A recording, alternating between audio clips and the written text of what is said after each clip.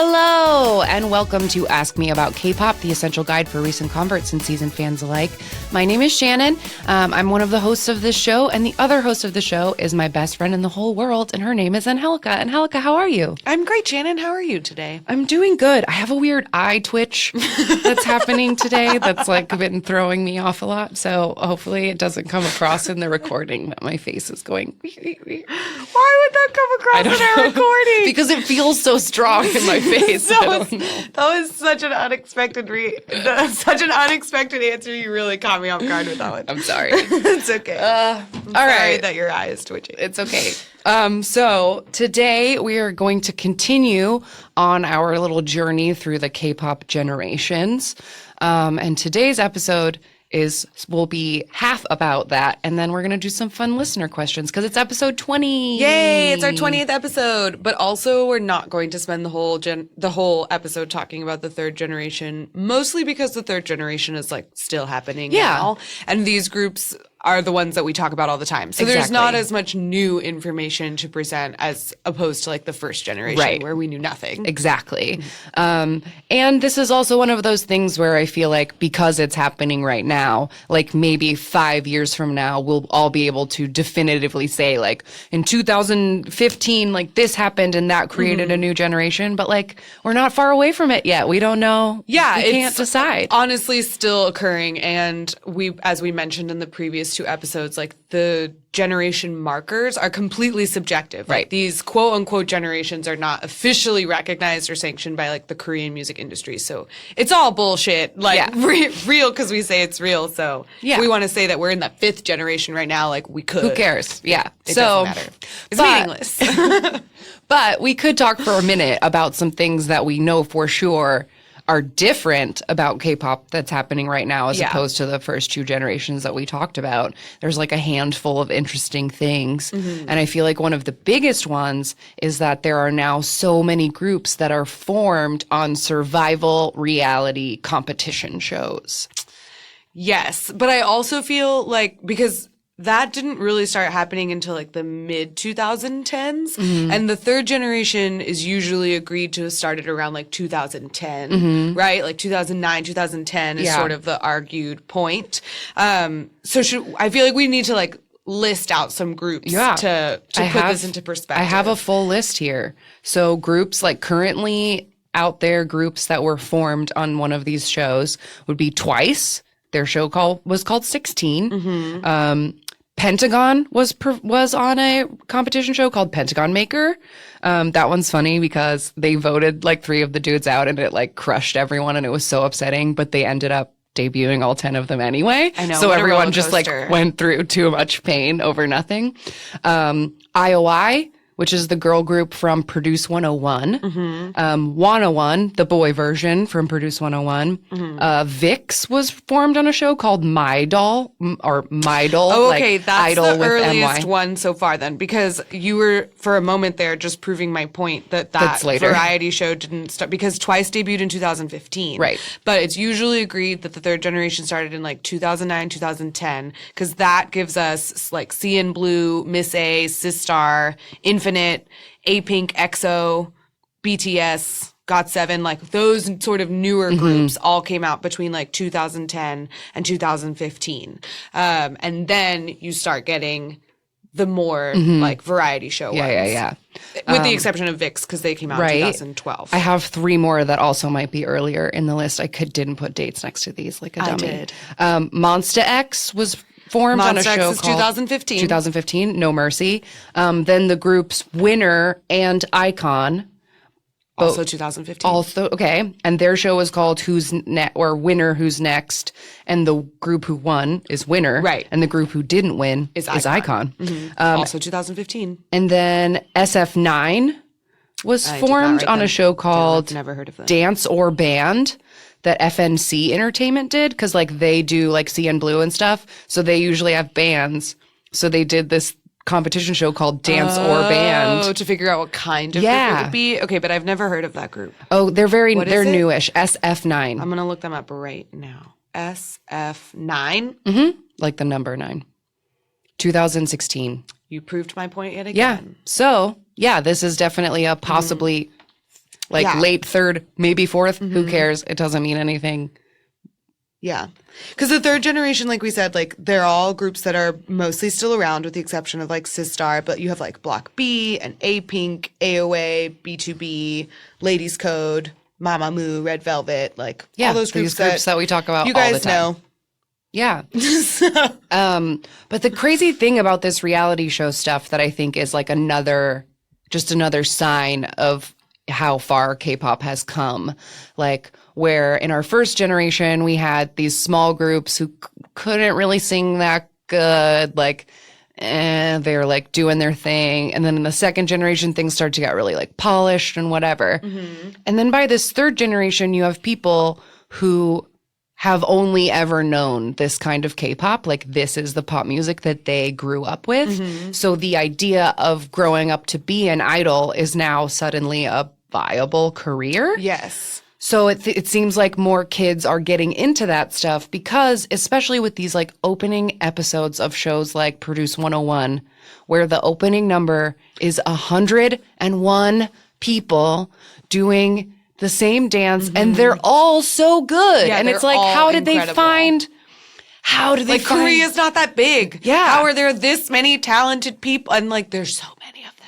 Yeah, so that's what I think that's like a symptom of this suddenly becoming like a thing you can actually do. Yeah. Like maybe the first generation idols had to really convince their parents to let them like dance and sing instead of going to school. Yeah. Like, and even like the second generation, like, was like living on the streets when he was training to be into because his parents did not approve. They were like, that's being a singer is not a job. Yeah. And so now these third generation idols have sort of gotten to see the success that these second generation idols had. And so then their path is like a little bit smoother in the sense that like it is a well established and very well respected career to have at this point. Yeah. Like EXO got a commendation from like the prime minister. SHINee gets like shout outs from Obama. Like it's a world recognized and like renowned profession to be idols. So you can be like ambassadors of different things. Right. Like we talked about Big Bang in the second episode. They're ambassadors for the Korean cultural tourism. They put them on stamps. Yep.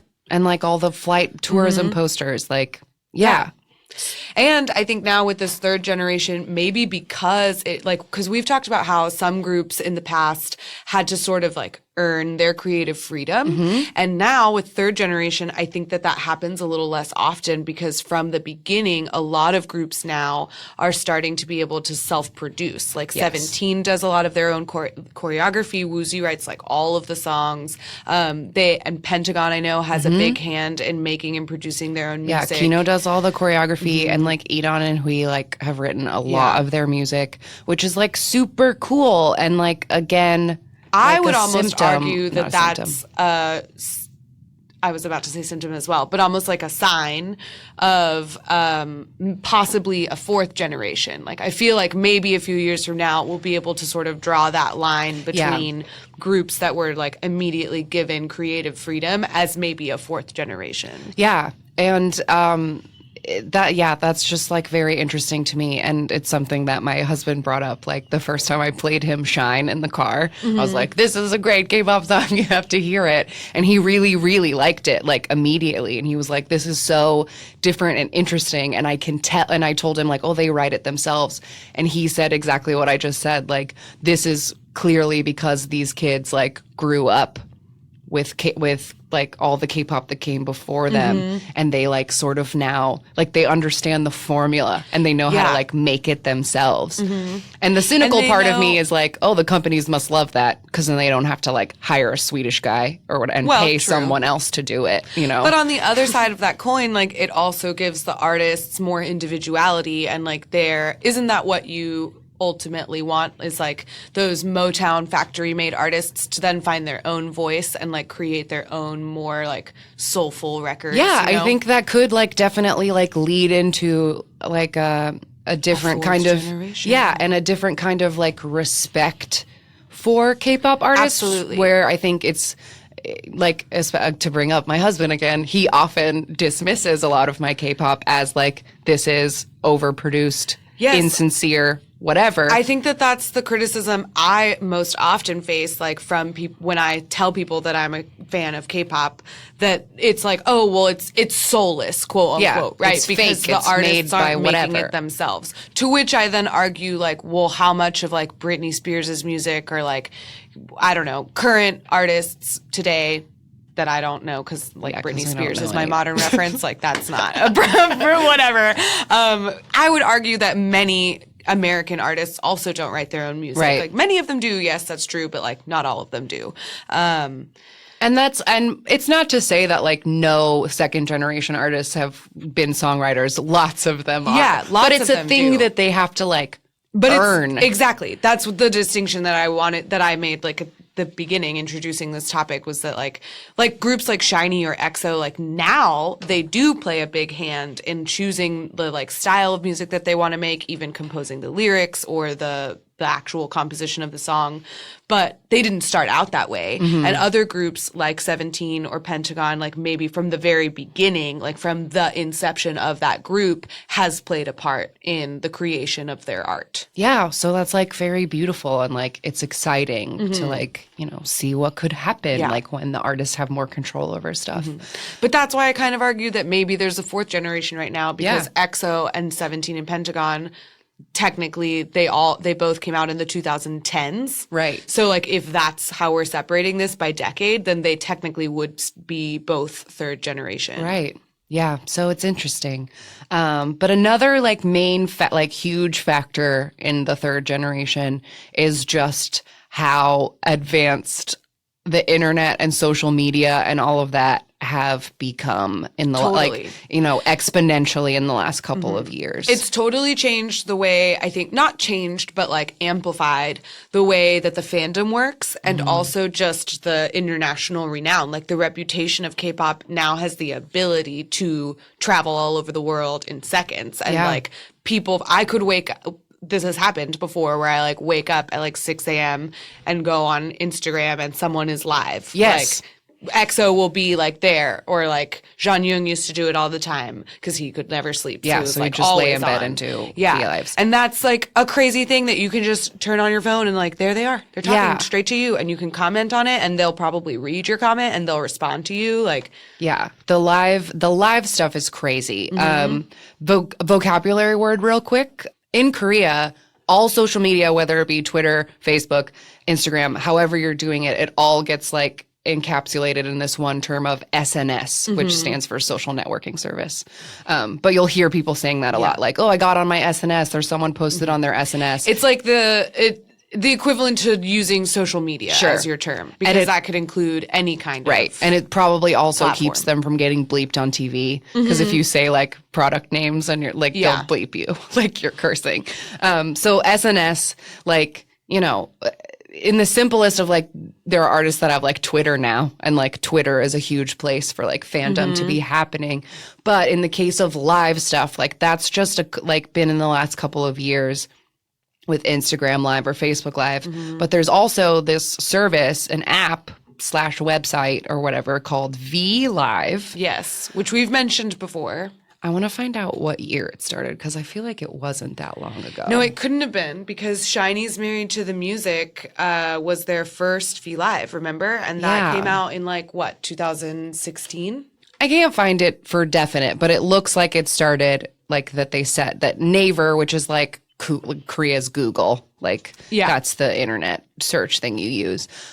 They launched this thing in looks like about 2015, which is just basically like an app for doing live streams. Yes. And whether these streams are like produced, like people are sitting in a studio and there's cameras and microphones and it's set up like a TV show, but it just happens live, or the idol literally just turns their phone on and is like, "Hey, what's up? I'm live." Yeah, there's both kinds. Like sometimes it's like Taemin has one called Taemin Extra Cam where it just follows him around like behind the scenes. But it's of produced being- like a docu-show or whatever. And then but like while it's sort of weird, like V Live inception on that Taemin Extra Cam because it's sort of produced like a docu-cam, right? Where you're just like following him around. But there's a point like before he goes on to do some performance. I don't remember if it's a music show or whatever, but where he is going to go on the V Live app. And so like the extra cam is like a camera person, like holding the camera, sitting in the room, and he is holding a phone being live on the V app or whatever. And there's like all these people around him, but if you were watching it on the V Live, like you would only see his face. Right. But there's actually like a crew of people, because he keeps asking them afterward, like, was that okay? Like, what am I supposed to do with this? Like, it's just me. What do I say? Whatever. Yeah. It was a weird. But it's like, it's a very cool thing, and so many things happen on V Live. And sometimes V Live shows, you have to pay for them, and sometimes you don't. It's just like a really big crapshoot. But the app is available internationally. Like, you can get it on your phone. And you can get like notifications when your group is going to come on. I wake up to V Live notifications every morning because everything happens while I'm sleeping. Like, that's the unfortunate international fan part. And I don't know if it's just my phone or if it's just because of the like processing power of doing a live thing. But anytime I have watched a V Live on my phone gets very hot. And like battery it's because drains. of like the satellites and all that shit, because it's coming like live and from so far away. Like, but it like looks really good. And another thing I've noticed on V Live lately, if you're one of these types of people, I'm not, it doesn't work on me. But if you like ASMR, that's like a new thing that groups have been doing on V Live. Thing? Yeah, where you whisper or eat or crinkle stuff in a microphone. 17 does that a lot. Yeah, Pentagon's been doing it a bunch too. Like no video, like just strictly ASMR you know audio. where that's something I wanted to bring up as a type of V Live, because like we said, some of them are produced and they're like on a set even. Like SHINee is the one they did for One of One. But then some of them, they also do they call it live, but it's LIEV, because the idols are in pajamas and they're lying down. Oh my God, those ones are the best. Yeah, they're so cute. And so it's like a pajama party, because it's supposed to help you fall asleep. That's like the tagline or whatever, like fall asleep with 17 or whatever. I'm bringing up 17 because they're the ones that I've watched like the most of. But it's really adorable. And they do a lot of ASMR on those because they're trying to help you sleep. Yeah. Whatever. That's so fun. But yeah, like, so that's definitely something that did not exist in the second generation. Yeah. This like live video aspect of like, you can access your idols all the time. And it is super weird. I do like every time I like catch like a key Instagram live, or like I'm always like watching it and I'm like, oh my God, It's like so it's surreal. right now. It's so strange. It's so bizarre to me. Yeah. Anything else interesting about this like third generation before we like move on? Like, as we said, it's still happening. So. I read a couple of funny things because I was like trying to figure out, okay, as far as like group aesthetics or concepts, music videos, like how have they changed? And for the most part, like I feel like that distinction is sort of already illustrated in like the way we've talked about all these groups already. Right. But I did find an article that said that male idol groups throughout the generations went from like the first generation emphasized masculine charm. The second generation introduced flower boys, and the third generation focuses more on androgyny and like androgynous beauty. And I found that interesting. I don't know if I totally agree with that. I feel like the third generation does whatever they want. Yeah. And can't really be summarized put into with like boxes. And I think maybe that's something that's interesting about it. Maybe that like, is a distinction in and of itself, is that they kind of can look however they want to. Yeah, look and sound and do whatever. Yeah. Yeah. I think the only bummer that comes out as you like look through the first, second, and third generation is that it becomes really obvious that girl groups have less longevity. And like they really struggle after they reach that peak popularity. They struggle to keep it going. Like most very few girl groups make it to that 10-year mark. Yeah, 7-year curse hits the girl groups really badly. Yeah. It's really too bad. I really wish all the girls in the world got more credit for all the things that they do. Yeah. Especially idol girls, because they're great. And they work so hard. They do. They get so much shit. Another thing about the third generation is also just like straight up volume. Like I was saying in the previous two episodes, when like gathering lists of groups, like once you hit, like, then it just gets so oversaturated and you see these names and you're like, I've never heard of this group. And you look at them and they lasted 8 months. Like, people are just like pushing out groups in the hopes that something sticks. So yeah, that like back to the thing about there being 101 contestants for Produce 101, like now that there's all these kids who like want to be idols, that means there are also companies like trying to make idols happen. And like it just seems like there are probably more dreams getting dashed. Oh, for sure. I was going to say, like, we kind of said at the beginning that maybe their path is a little bit easier now, but I think on the other side of that would be that there's so many people that are like the competition is much more fierce. Oh yeah. Not only between the groups themselves, but also between the companies, because I think like smaller record companies are probably cropping up more often thinking that they can like get a piece of this success and then it's a little who knows easier how many to like groups they do fail. that now.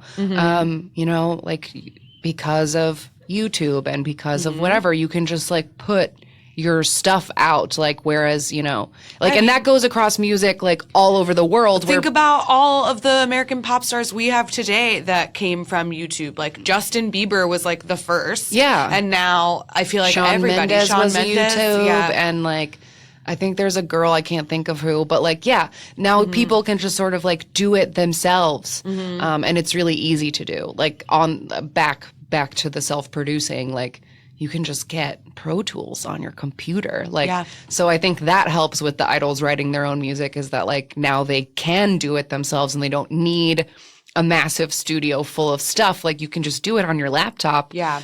So that makes it all like much easier and cool. But yeah, I think that's like it, because like we said, we talk about this generation all the time. It's still happening. We'll like see what continues to happen, but just wanted to like finish out our series and touch on a few key points as to like why it's different. So that's that, and we'll be back in just a second with some questions from you, the listener. Okay, so we asked you guys for some questions, and we got some good questions. I'm excited to answer them. A couple of them might get us in trouble, so I hope everybody's feeling forgiving today. I'll just say like, "Hey, you asked." Yeah, exactly. Yell at me when you hear my answer. Okay, so this first question we got on Tumblr, and the question was, hello, I apologize if this sounds rude and I don't intend any criticism, but I was wondering why some of the girl groups are so high-pitched, like Twice. This is a really interesting question. And I have to say, like, we've definitely brought this up because I use, like, this point exactly is why I don't like a lot of girl groups. Like, I want a girl group like Mamamoo that is going to, like, fully sing and have, like, full, rich voices. And the high-pitched or, like, auto-tuned, like, baby voices that do have, or what am I trying to say? That a lot of girl groups do use as their, like, signature sound just doesn't work for me. Yeah, but this is, like, 100% like a cultural thing. And I don't want to talk about out my ass about things that I don't know. But, like, childlike, cute girls is just like a thing that people like. Like they like when girls act like small and little and cute. And there's a Korean term for this, which is called aegyo. There's a vocabulary word for you. Aegyo, which means like acting cute with childlike charm. And it's just like a thing that like all Koreans are like forced to do as tiny babies. Like you just like have to learn how to do it. And idols are asked to do it all Constantly. the time. Boys and girls. Like, this is something that male and female idols both do. And some idols are, like, really good at it. And some of them are like, no, please don't make me do it. Some of them, like, flat out refuse to. Yeah. But, like, I've pulled some examples, like, just so you understand, like, what we're talking about. Because, like, you're like, what do you mean acting like a child? So this, like, usually includes, like, using baby voices, winking, and doing, like, little finger hearts, or, like, putting your hands like on your hand cheeks. motions. Yeah. And purposefully mispronouncing words like the way that a child would. So like this first example I have is members of Kara.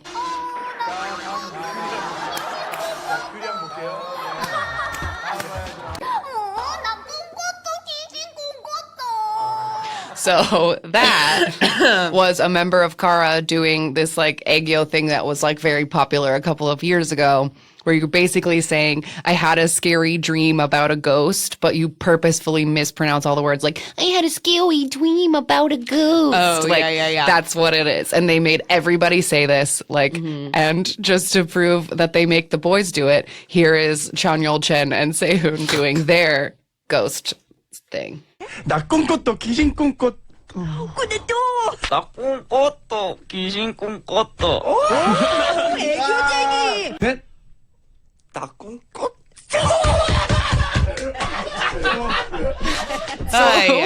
The weirdest thing about it is that I feel like no one ever reacts to it the way that you're like, I think the point of aegyo is that you like do something cute and then everyone goes, oh, but all anybody ever does is like laugh and cringe and they scream like cringe and hate it. and be like, I can't believe that you did that.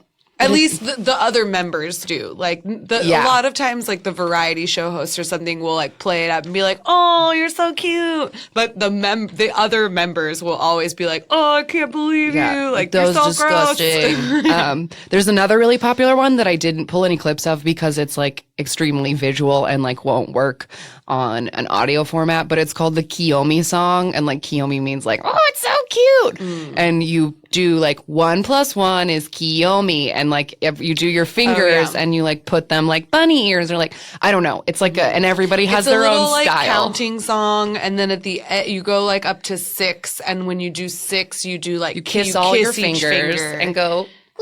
Yeah, it's crazy. And then there's the like 3 Little Bears song. Yes. And also now there's that shark song. Yeah. That one is actually something that is definitely in English as well. Yeah, we did that at Girl Scout camp for Grandpa sure. Shark. Do, do, do, do, do, do. Yeah, that's the new popular thing to do. It's the same thing. Another one that I just like have because it was like they made like it was Mino's signature aegyo move, like when they used to make him do boing, it. boing. Boing boing. So hold on, here's his.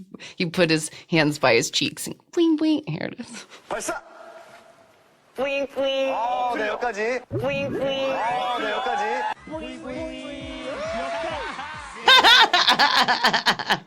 He's so cute. He looks like a little turtle. He looks like Bulbasaur. Yes, that's what it, because that's what they used to say. They'd be like, you're doing like a Bulbasaur impression. But anyway, that's like the concept of aegyo. You'll see it everywhere. It's just like, it's just a cultural thing. yeah, being like a cute kid, and you can use it to get your way or just to like. Yeah, it happens a lot on dramas. We brought this up a little bit when we talked about like the vocabulary words of like oppa and hyung, where like on K-dramas you'll see like a girl go up and if she's trying to get her way. I mean, actually boys do this too. Yeah. They'll be like, oppa, like give me what I want, or just like, like- Nuna. Yeah. Yeah, they like Moving your shoulders and like being, it's just like a thing. It's just a thing. And it happens everywhere. So there are girl groups, like bringing it back to the question, there are girl groups like Twice that like having a ton of aegyo is their concept. Yeah, like being cutesy girls is their concept. Like, you know, I don't know, what would be another, like, Oh My Girl? I'm trying to think of like the style of music that would fit that like high-pitched sort of flowery girl fairy sound. I don't know. I can't think of any more. Oh My Girl is definitely a good example. But yeah, I don't know. I think G-Friend? maybe a little bit. I know Girls' Generation did a lot in the early days. yeah. Like Sunny, when I was looking for aegyo clips, like Sunny from Girls' Generation is like the queen of this shit. Like, because she can do like a really tiny, tiny, tiny voice and sound like an anime character, and she's like very good at like doing that stuff. But y'all should like look up a couple of these because you heard the weird voices, but there are They're so very many hand visual as many well. hand motions and winking and like there's so much to it. And like some people like it, some people don't. Yeah, it's totally fair. You don't have to like it. I've definitely seen lots of people being like, I can't do aegyo groups, which is fine. You don't have to. But it's a thing that comes up. So we wanted to answer that listener's question. So thank you, Tumblr listener, for that question. Next question comes from Twitter. Our friend Jules asks, who are your favorite idol actors and what's a favorite role that they have played? This was a fun question. This is a fun question. I don't want to get too deep into this because we've got to do a K-drama episode eventually. I know it's so hard But to so keep it's like my hard to feelings keep. in. But we can talk for a minute about like idol actors that we love. You want to go first? You seem jumpy about your choices. Because mine is too obvious, so I'm it just doesn't really matter. appreciative of this question because it led me to a new drama that I started today that I'm like very excited to watch the rest of. Because I don't watch that many K-dramas. I neither. really only watch a K-drama if an idol actor or if an idol that I know is in it. Pretty much. So I'd have to say that my favorite idol actor as far as like quality of acting and also like I just love him and I have enjoyed both of his shows is Key. Yeah, that's a good answer. Because Drinking Solo, like he's the best part about Drinking Solo, Mm-hmm. hands down. And I watched his show The Lookout, which was also called The Guardians. It was like the crime drama Mm-hmm. show about like a vigilante crime team. And it was more serious than like some of the others, but he again was like the highlight of that Yeah. show. He's a tremendous actor. But then also like Mino, of course. Yeah. I'll watch like, anything with Mino. That's kind of my like super obvious answer because like if I made a list of like all the K-dramas I've ever Mm-hmm. completed, like most of them are the ones that Mino was in because Yeah, like that same. like I even watched Medical Top Team, which I hated. Like I hated it. And I watched the whole thing. Mm-hmm. And he was like a C part on it and I still watched the whole thing because he was in it. But we did not finish Hwarang. No, I couldn't. I'm sorry. I'm sorry to everyone. And I know like BTS fans watched that because V from BTS Yeah. was on that as well. I mean, Like, a lot of beautiful boys were on that show, Yeah. but and I was so into it. I was like so ready to Yeah. be all about this Flower Night drama. It's like a period piece, but the main character who like is obviously set up to have a romantic storyline with like the main girl through like a series of events. of miscommunications, she believes him to be that he's her brother, which and is so gross. there was like a disgusting, like weird sexual tension between someone she thought was her brother, and it was very upsetting. And like, I'm very upset that it prevented me from watching what was promised to be like a pretty shirtless boy show. Yeah. and I didn't get to enjoy it because of incest. Yeah, right. Like How not dare into you. that. I feel like my other answer, just like as most common act, like I think he counts. So Gook debuted does as a count. singer first. Yeah, he so does count. he counts as an idol actor to me. I will watch anything he's in. I rarely finish it. I rarely finish dramas. Like they're hard. Like We'll do an episode specifically about dramas, so we won't get too into that. But Korean dramas have a tendency to go off the rails. So it's always, like, just as a word of caution, if you're going to, like, from this episode, maybe look into some of the ones that we're mentioning right now. or see that an idol you love has been on a Yeah, like, drama. just like, don't get too attached too quickly because, and literally anything could happen. Like, something could fall out of the sky and crush the main character. Like, Yeah. just be prepared. Literally anything can happen. So yeah, that's my answer. But there are a lot of idol actors, and we'll talk and there are a lot of idol actors that like have been in things I've never seen. Like Crystal is in The Bride of the Water God, and she's in like a couple other Susie things. from Miss A is in a million things. Like I mean, Yoonji. You should have mentioned Yoonji. She Oh, yeah. has to be one of your favorites. yeah, she's because in I Reply watched Trot 1997. Singers or Trot Lovers. What was that? Trot the Lovers. love of music. It had too many titles, yeah. but Trot Lovers, I think. Ooh, that one made me so mad. But yes, I watched it. Like that's kind of how it goes. But you said you discovered a new drama. Do you want to tell us? Oh about yeah. that? Well, I mean, because there were some that I looked up that I like are idols that I love that are in things that I haven't seen. Like I've never watched Andante, which has Kai from EXO, but I've heard from my dear friend Kara, that I made fall Hey, Kara. deeply in love with Kai. You're welcome, Kara. She watched Andante and also like every other drama Kai's ever been in, and loved them all. And then Suho has one coming up. Speaking of EXO, it's called Rich Man, Poor Woman, and it's a remake of a Japanese show from like a while ago. So I'm excited to watch that one.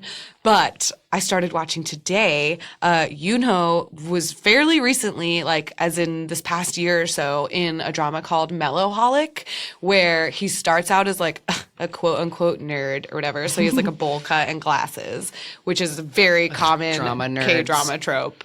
Put like the hottest dude in glasses and then call him a nerd, and you're they like, do it to girls too, and you're like, okay. yeah, you're okay, sure. And so anyway, I haven't even finished the first episode, so this isn't spoilery to tell you what happened.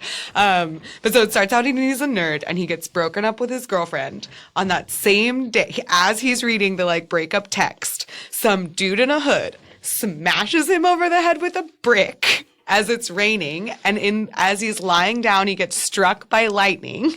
Okay. So as I was saying, literally anything can happen. Then he wakes up in the hospital and he has the ability to read women's minds when he touches them, because his girlfriend said that the reason they broke up is because he didn't know her heart. Oh. So now he can read women's minds, and every screen grab of each episode is like someone making out with somebody else. So I'm very excited to watch this drama. It seems like a more like PG-19 drama, which is great, because one really frustrating thing with idol actors is that they often do like PG dramas, and so like the love interest that you watch this like 16 episode story And it arc ends with a kiss on the ends with a cheek. kiss on the cheek, or like a hug, like to the beautiful you, they just like hug from far away or something. Yeah. Ridiculous. That was a terrible show, but I watched it all. The part of this question was favorite role that they played, so I feel like I have to go back. My favorite Mino drama is called Because It's the First Time. Yes. It's really, really good. I one like is loved really that good. drama. It's kind of short too. And then my favorite Soinguk role is Reply 1997. And my favorite key role is Drinking Solo. There you go. Thanks for that question, Jules. Okay, next question. Our friend Sarah asked, idols asking the camera, have you eaten? Is there a backstory to this? And there is. Here's another Korean lesson for you.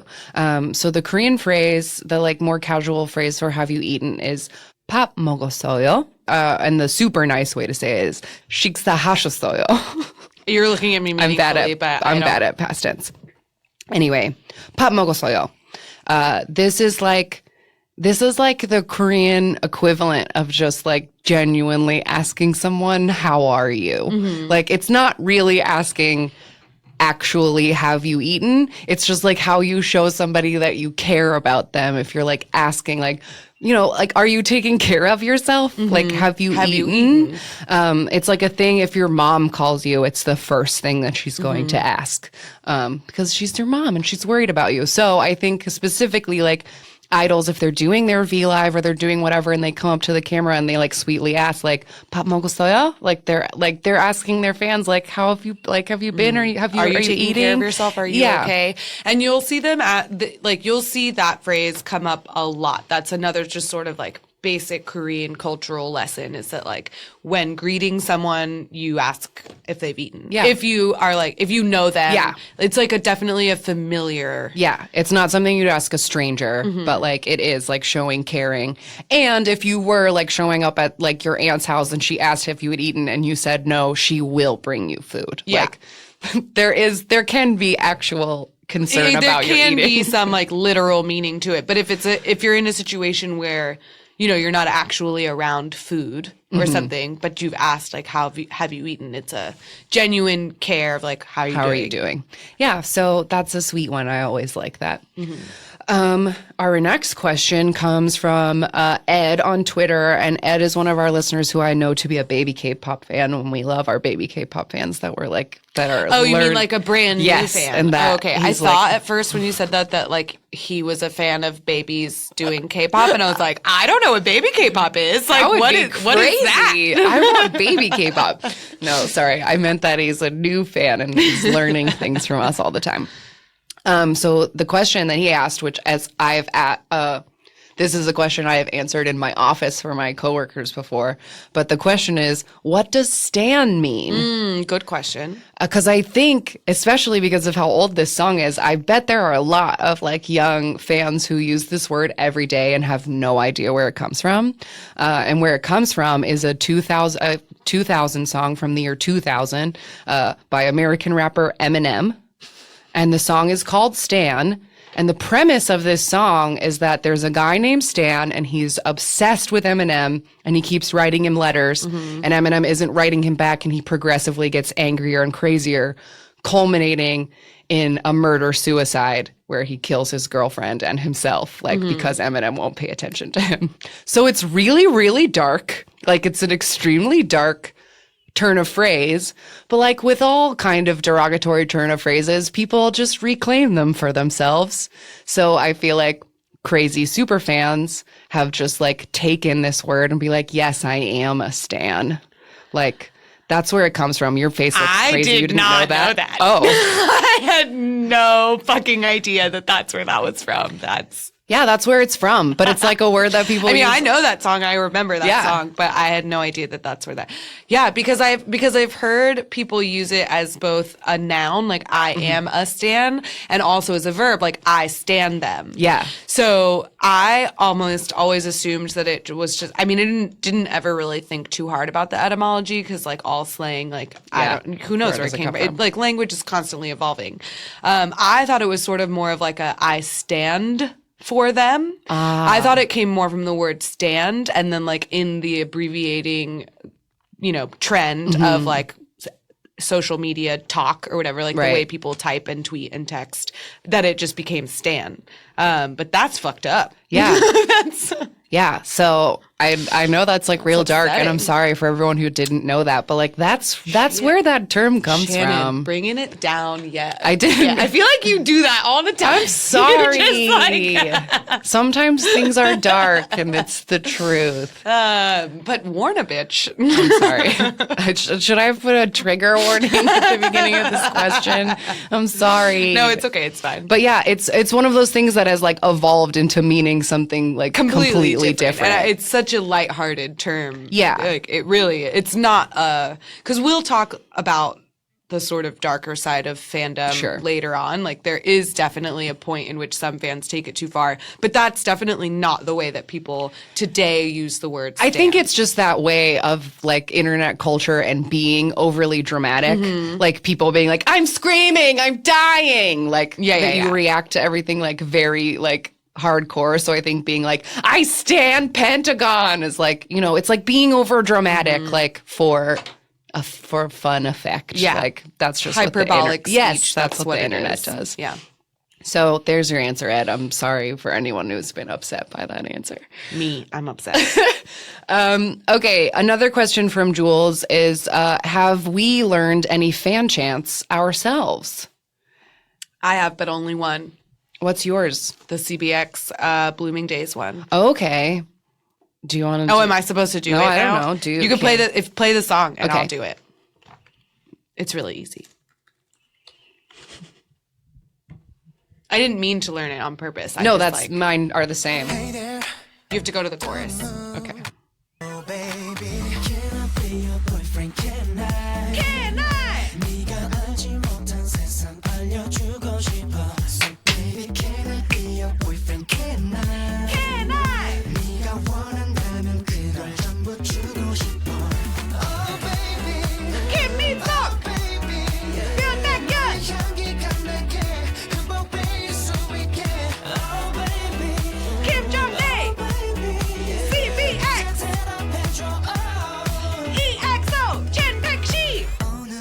Very good. Thank you. Good job. My only one is like I know two, and I did not learn them purposefully. I just like absorbed them. But this is the one that I think I'm best at. So hold on.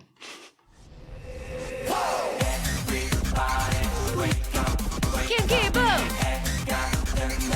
Jae-min-ho, Kim Jong-un, Lee Jin-ki,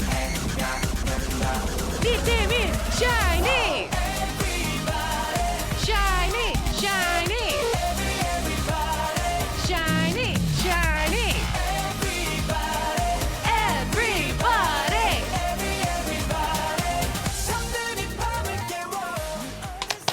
Yeah, I don't remember. I think that was the first SHINee comeback that I like experienced as a fan. Like, Yeah. that was the first one. So I watched those performances to death, and I remember that fan chant. I also know the one for Shine because it's also very easy, and just at the beginning. Yeah. But yeah, fan chants. Yeah, I've never. I feel like if I were to go to a concert, like if like a world tour. Like we've gotten to see, obviously, like we go to a lot of the compilation concerts that come to town, like the one that we went to at the Hollywood Bowl, and we go to KCON. But if like if SHINee came or like if EXO came and did a world tour, I would learn the fan Yeah. chants. Like I would do my fan homework and like prepare that. But because I don't have like where am I going to do the fan chant? Right. Like in my car? Yeah. I do that. I do that sometimes. one like in my car. Right. But no, like I don't have a reason to learn them. Yeah. So But when you have a reason, it's fun. I always love hearing them. Like at the Hollywood Bowl, who was it? Was it during BT? I think it was during B2B because they had the most fangirls. I think. People were like screaming the fan chants as loud as they could because it was like they were the only ones doing it, so they needed to be like as loud as they could. But I'm assuming it hasn't happened yet. But like when BTS is on the Billboard Awards, I've imagined be that the ARMY surprised. has like gotten their fan chants together so that everyone can hear it on TV. Yeah, I mean that's what they do.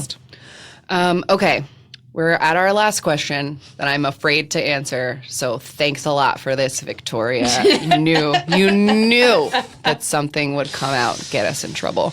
But our pal Victoria asked, do you guys have any unpopular K-pop opinions and any groups that you've tried to get into but haven't been able to? Yeah. Yeah. I mean, we've got all kinds of unpopular opinions. The Which answer ones to do that we, is how do we yes. nicely say them on this podcast without people coming at us with pitchforks? I don't know. I think the best way that I can phrase my strongest and also I think most unpopular opinion is that there's a trend to the groups that I tend to not be into, which is this like sort of, it's less melodic and it relies more, like their style of music relies more on like heavier techno beats and like Electronic sort of sounds. EDM. Yeah, not even just like electronic beats and instruments, but just the like noise rock of it, like the noise pop, I guess, of just like, it's not actually music, it's just sounds. And so groups that tend to put that kind of music out there are ones that I don't like. Even if I've tried and listened to like a ton of their music, like I don't own any To Anyone. I don't own any Big Bang. I don't own any BTS. Like I'm just not into that style of music. Yeah. And that's as far as I'll go with that question. You'll say. Yeah. I also have little to no interest in BTS. Like I know that they're nice boys and they're working very hard and they're like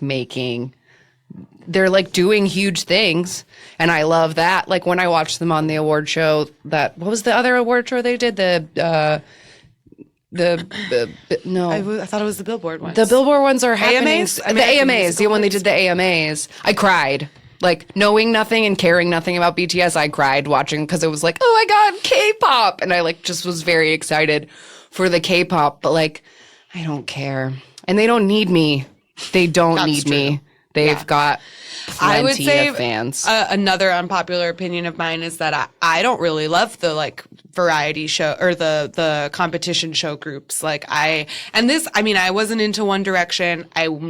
Never been into 101. Did not like IOI. I've liked some of the groups that the girls of IOI like later go into, but the group itself, like the group formed on that competition show, I don't tend to like. But I also get easily turned off by the fandoms of certain groups before I will even like give that group a chance. Like we've talked about how we didn't initially like EXO, and one of the biggest reasons for me at least was because of the fandom itself. Like the fans were a lot younger than I was. They were very intense. There was a lot of like inter-fandom fighting, which is something I to this day don't understand, where like a person who is biased toward like one member will like argue with someone who that still happens in EXO all the time. Like someone that I follow on Tumblr posted once that was like, oh, I wish that Xiumin would get more of the rap lines in CBX. And all these Baekhyun stans like threw her under the fucking bus of like,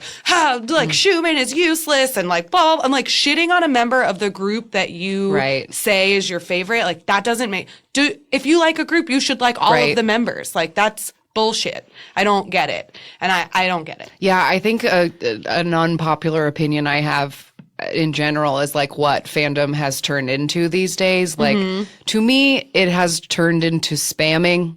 Like, Yeah. And the pressure to be like, you need to like stream and vote and spam the hashtag. Like, ugh, no, like that's not that's not what I ever want my fandom to be. And like, if anyone young wants to call me like a fake fan for like not caring about streaming, like, fine. I find more I just want to meaning in, enjoy like- my music and like watch my things and like love my boys and my girls. Like, I don't want to have to like be beholden to like spending I don't want to stream. I don't care. Also, I don't fucking have time for that, but I'm an adult.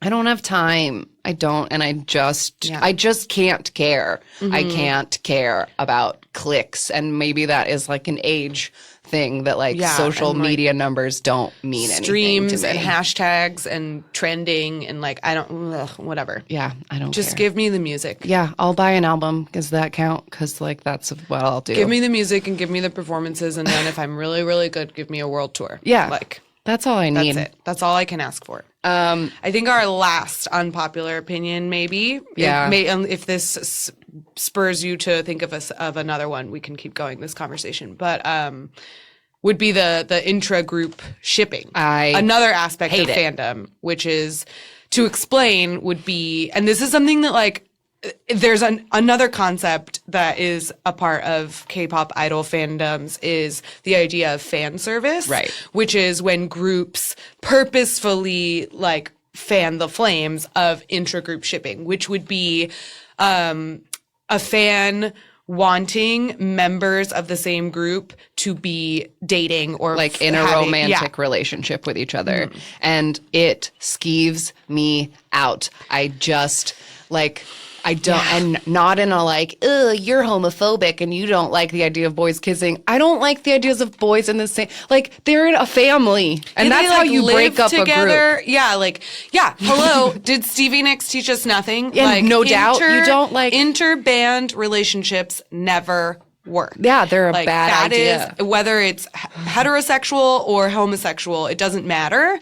Like, business relationships and romantic relationships are both, like, they should be separate. Yeah. And so, like, please don't see a video of, like, Mino hugging Taemin and then write a Too Mean fan fiction about how they're, like, fucking in the shower of the dorm. Right. Like, no. Yeah. And this is like, I'm sure this is a very unpopular opinion because this stuff is everywhere. It's everywhere. But I Girl hate groups it. and boy groups, it doesn't matter. And they even do, like, you'll see this on Tumblr all the time and it drives me fucking nuts where, like, you'll see, like, I think this happens, I feel like not most often, but I've seen it a lot with Red Velvet where, like, two of the girls that some of the fans, like, ship together or whatever, like, they'll be, like, caught in a picture like giggling or something, and then one of the other girls in the same group is like looking at them, and then they'll be like, oh, Joy is jealous, like, look at her, she's so heartbroken that like Wendy's talking to Solgi instead. And I'm like, they're like friends and sisters and bandmates, like they're not having stupid jealous lover spats on stage, like, ugh. Yeah, the projection of it all is very, very odd. Because I think, like, I've been a fangirl for my whole life, and I've been an internet fangirl for my whole life, and, like, I was very into the fan fiction community for a long time. So I'm a fucking nerd, I know it. But, like, I just, like, I don't like things about real people. Like coming up with weird, fun ships when you're talking about the Harry Potter characters or whatever, fine, do that. But, Unless you're putting Hermione with Snape, because then That's not check cool. yourself, man. That's not cool. right. But the point that I, like, yeah, I guess I'm just like, yeah, the real, like, it just really makes me, like, so uncomfortable. And it can be taken to, like, horrible levels. Like, a non-K-pop example, like, those One Direction, like, Larry shippers, where, like, grown-ass women have, like, committed their entire lives and will break down into tears. I saw this crazy video of this woman, like, sobbing because she believes with all of her heart that Harry Styles and Louis Tomlinson have been having a secret affair for the past, like, decade, and that the baby is fake, and that, like so much crazy, like, because So they much need to crazy. believe that these people are in love with each other. And it just makes me super uncomfortable. I don't know. I just because don't like and it. I think honestly, like not only does it to me in a lot of ways, I think like disrespect the like true love and friendship and also like business partnership that a lot of these idols do have.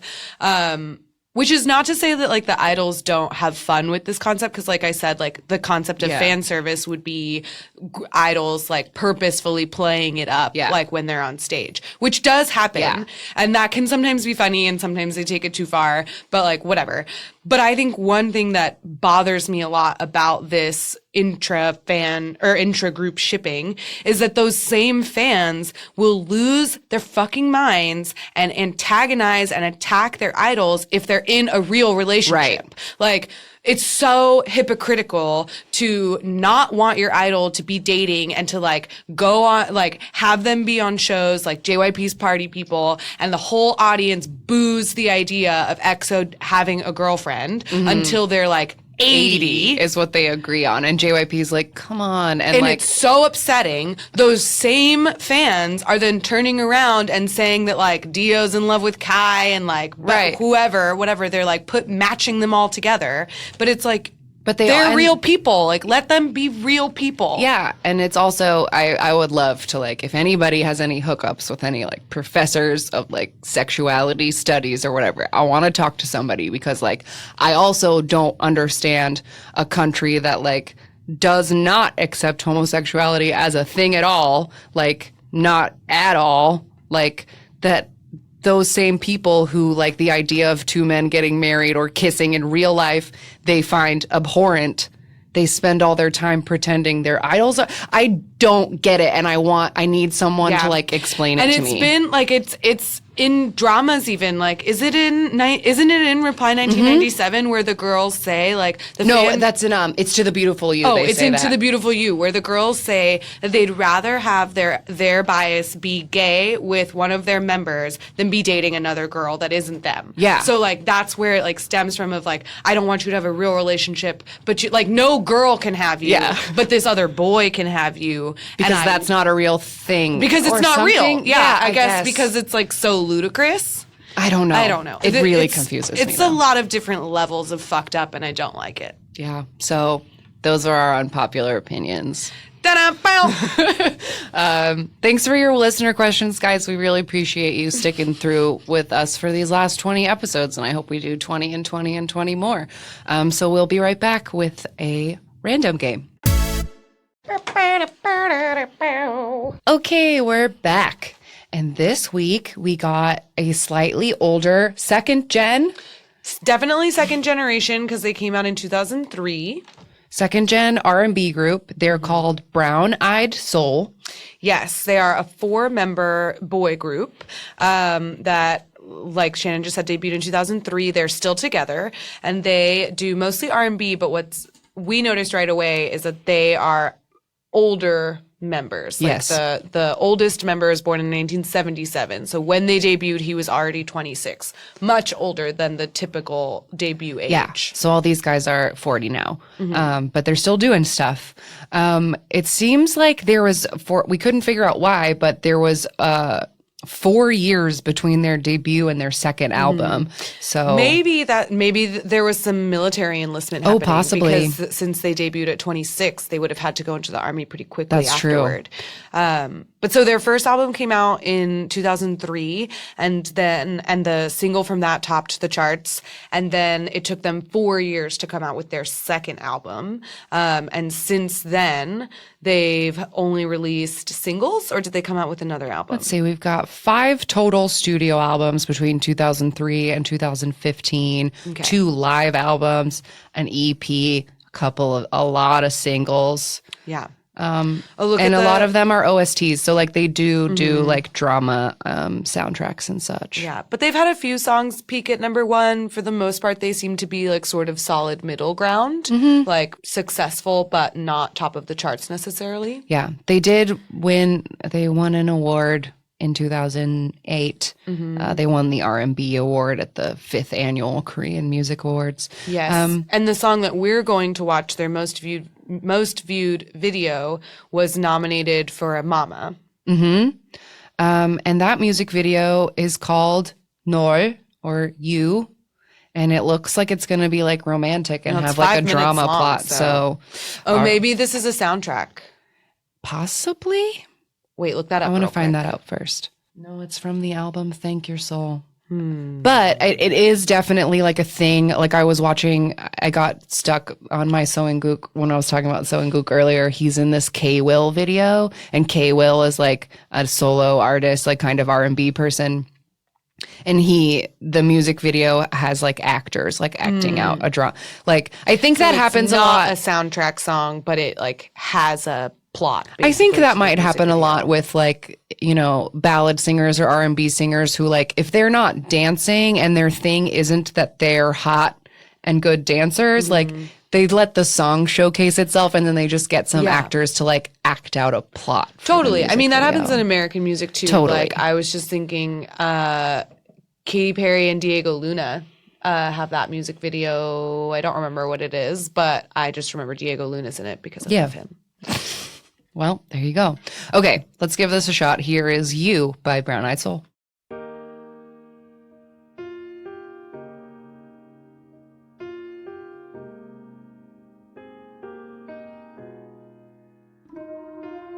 I recognize that guy, but he I don't looks know how. familiar.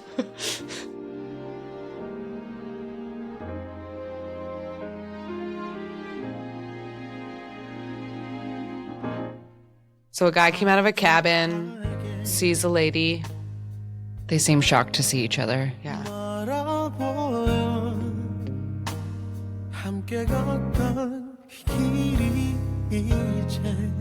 Childhood loves, maybe.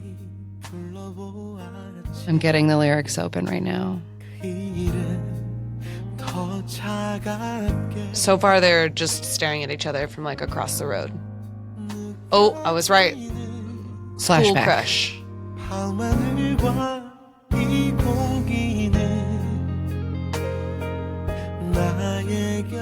Yeah, these lyrics are definitely like I'll never, like I can't forget, like whatever our thing okay. was, I can't forget it. So they were probably dated in college and now they're seeing each other again. Yeah. Is what I guess. This man is very cute.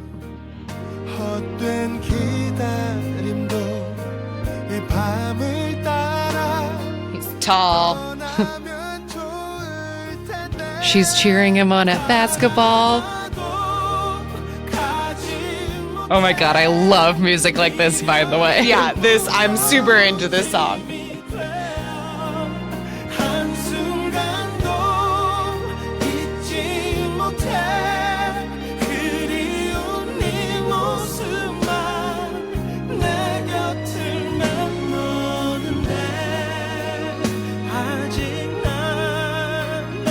So this whole music video is just like flashbacks of them being adorable and in love when Yeah. they were in college.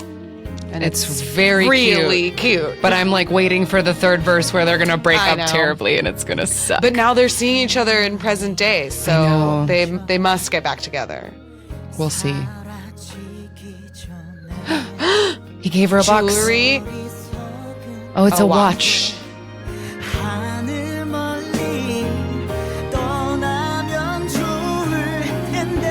making out in Oh. the library. Oh, this is so cute. It's so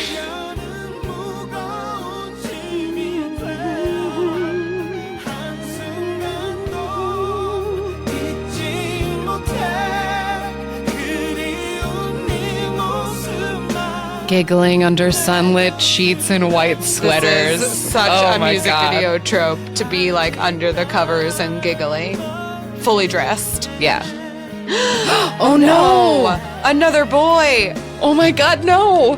This looks like it's a misunderstanding! Come on, he's not nearly. Oh no, she's not wearing the watch. Oh, and they passed angrily in the hallway. Oh, he got a new girlfriend. No, he's just doing it on purpose to make you jealous. Key change! They're talking sadly at graduation. Oh no.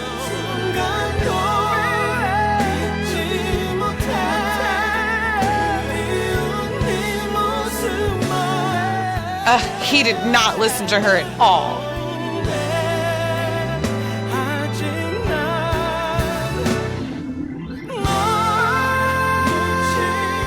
Maybe you don't deserve a second chance. I don't know. I can't tell. The grown-up versions of... Oh my God, she has the watch on. The grown-up version of her has the watch on. Oh my God. Here's what... Oh my God! No! Another man! No. No! Wow. He's smiling in that bitter, defeated way of course she found someone else. Had your chance. Come on, man. this has to end with her like running up to him or something, right? No, I think the lyrics are too sad. I think the point is just like that you remember that lost love forever. Wow. That was so sad. But also you fucked that up, dude. Yeah, he messed it up. There was a misunderstanding. I'm sure that library thing was a misunderstanding. Yeah, because that other guy was like super scrawny and nerdy looking, and that didn't look romantic. Wow, that was like a real journey. Yeah, it really was. I feel like, wow, we really went through something there. that song was beautiful. That was gorgeous. Wow. We've got to listen to the rest of their stuff. That was great. Because that's totally my style. I love a rich harmony. Oh, I love this. Was like Boys to Men, yes. like full emotional roller coaster in like a 5-minute tune, and I'm all about it. Yeah, that was awesome. So Brown Eyed Soul, good, cool thing. Yeah, good job. Like it. Good job, men. Good group. All right, so now it's time for weekly recommendations. Oh shit! If you didn't come up with anything, I think mine will probably encapsulate yours. Oh, okay. Okay, so here's my recommendation. I'm coming to you from the past, where this isn't out yet. But right now, there's a SHINee album out. And you know what? I bet it's perfect. I bet it is. I can confidently tell you here from the past that it's the best thing you've ever heard.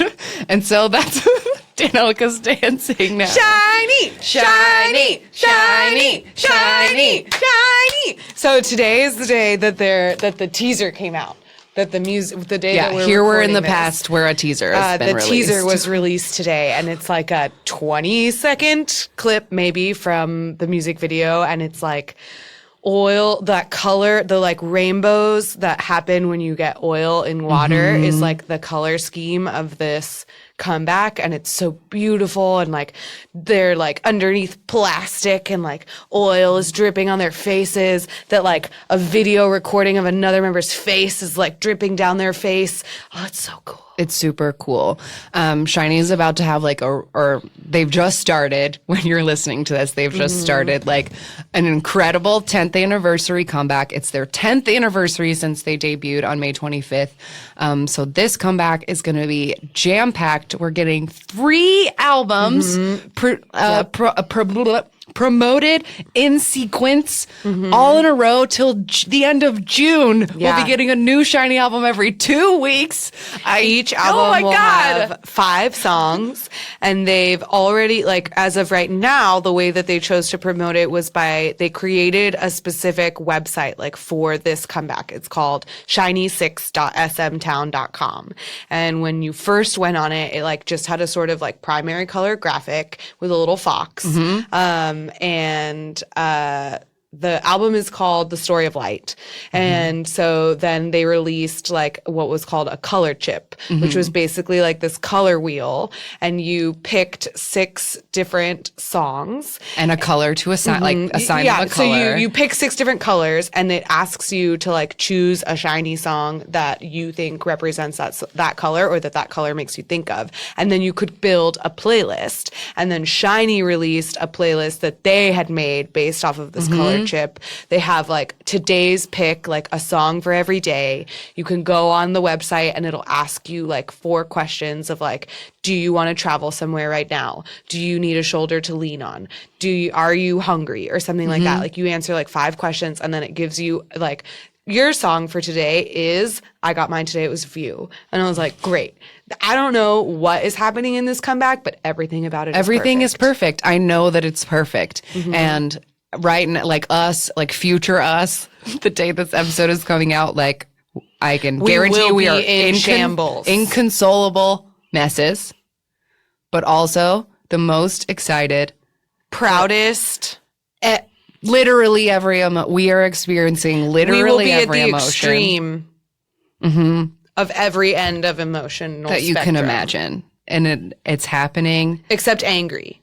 Yeah, We will not be angry. no, there's nothing to be angry about. We'll just be so full of love. yeah. I think that's the most important thing. And if you are listening and you are a Shawwal, like, we love you so much.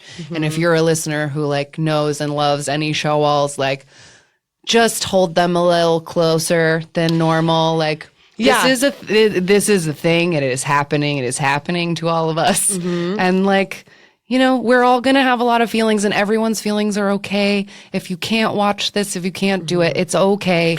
But As long as we are supportive of our boys and of each other, I have no negative feelings. none. Yeah. So like, I want to go right now to like when this is. Like, how do I know, get to the jump in future? time Like, so that we can listen beat to time. the rest of it. But I do have to say, like, I obviously haven't listened to the album yet. It hasn't come out yet. But the snippet of the song that you hear in the music video teaser sounds great. I like can't wait. I can't wait to hear it. It's gonna be so. It's supposed to be very quote unquote SHINee-ish. Yes. That's how they keep describing it. I know, and I want to know what that means. I think we know exactly what that I means. know, and I can't wait. I know. Oh, I'm so excited. So my recommendation is something I haven't even seen yet, but like, SHINee, it's buy gonna it, love it, live it. love Goodbye. it, live it. And yeah, you've got, if you've never, like, don't feel overwhelmed if we're telling you, oh, this is SHINee's 10th anniversary, and you're like, confession, I've never listened to SHINee. It's okay. Start now. It's okay. Come on in. It's all Yeah. good. Like, you can start now. This stuff, like, It's gonna be great. it's gonna be so great. So that's my recommendation. I'm glad We that you agree had with- that in your pocket because there's nothing else that I would want to talk Right, about right now. exactly. So that's that. Listen to some SHINee, and it'll be good for you. And we will be back next week. If you want to get in contact with us, we are available all over social media, all over SNS, as we said today. Our Twitter handle is AMAKpopPod. It's the same for Instagram. We are also on Tumblr, amakpoppod.tumblr.com. Every week I post links to all the things that we talk about so that you can find them easily. And if you want to send us an email, if you have long thoughts, if you want to fight us about any of our unpopular opinions, no, please, actually don't do that. Don't do that. But if you please. want to send us you'll exhaust us. but if you want to send us an email about anything else, amakpopod@gmail.com is how to do that. And we'll see you next week. Goodbye. Bye-bye. Chonghyun, your inspiration. We love you. Mwah.